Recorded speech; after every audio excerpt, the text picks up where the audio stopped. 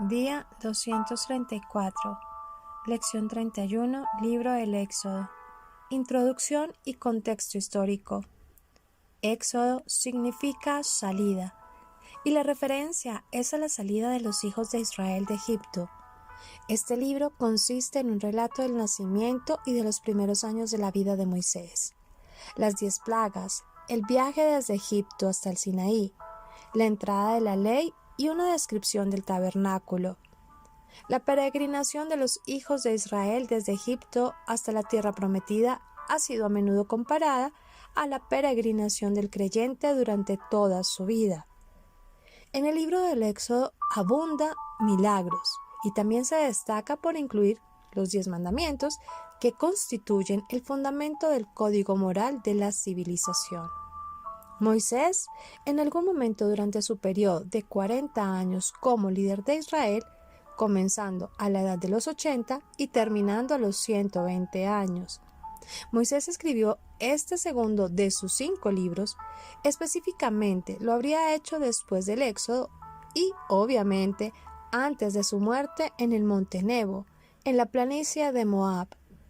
La fecha del Éxodo 1445 a.C. dicta la fecha de la escritura en el siglo XV a.C. La razón principal por la cual se escribió este libro fue para registrar los acontecimientos de la liberación de Israel de Egipto y su desarrollo como nación. Podemos mencionar algunas características literarias del Éxodo. A. El libro del Éxodo es una mezcla de las 4 tradiciones: yavista, eloísta, sacerdotal y deuteronómica. B. Los relatos del Éxodo encajan en el género literario épico religioso, es decir, se presentan situaciones y hechos históricos verdaderos, pero narrados de forma grandiosa, como la gran aventura de un pueblo, y siempre con finalidad religiosa, es decir, para nuestra salvación. C. Se barajan 3 tipos de materiales narrativos: la opresión de los hebreos, la epopeya del Éxodo, la travesía del desierto y la teofanía del Sinaí. Legales: prescripciones religiosas y sociales. Y litúrgicos: los concernientes al Cordero Pascual, los panes ácimos y los primogénitos, normas sobre el santuario y el culto.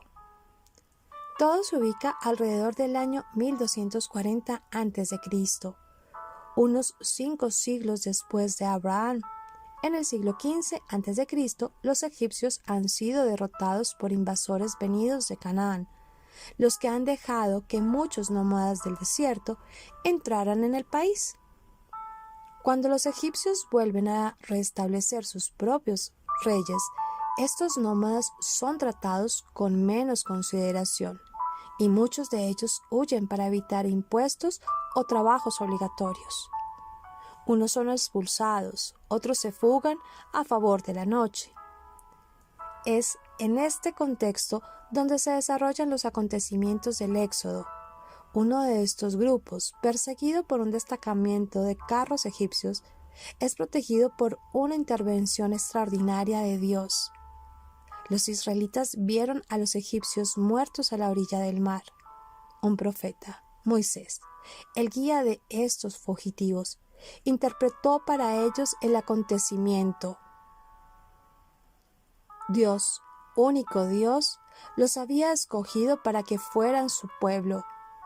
Moisés y los suyos quedaron un buen tiempo en los oasis del Sinaí. Allí Moisés les dio la ley de Yahvé. Ahora queremos mencionar algunos eventos importantes en la vida de Moisés. 1.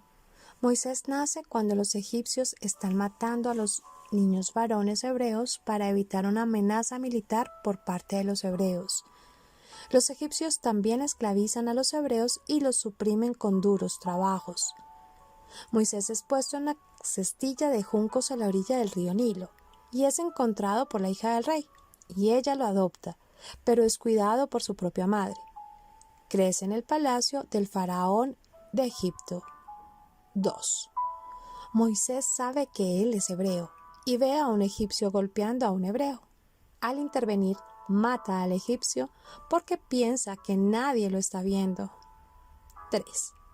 El faraón se entera del crimen de Moisés y lo busca para matarlo, pero Moisés escapa a Madián, donde encuentra trabajo con Jetro, un sacerdote madianita. Moisés se casa con la hija de Jetro, Séfora, y cuida sus rebaños. 4. Dios habla con Moisés desde una zarza ardiendo y lo comisiona para sacar a los israelitas de Egipto. Moisés expresa duda en cuanto a su capacidad de llevar a cabo el encargo, pero es instruido en lo que debe hacer y se le asegura de la presencia de Dios. Su vara se convierte en serpiente, un milagro que Moisés usará cuando establece su autoridad como representante de Dios. El milagro de su mano leprosa y luego sanada también asegura a Moisés de la presencia divina y de su autoridad. Cuando Moisés protesta que no es un buen orador para su misión, Dios selecciona a Aarón, su hermano, a que hable por él. 5. Moisés reúne a los ancianos de Israel. Pide al faraón que deje salir a su pueblo para servir a Dios.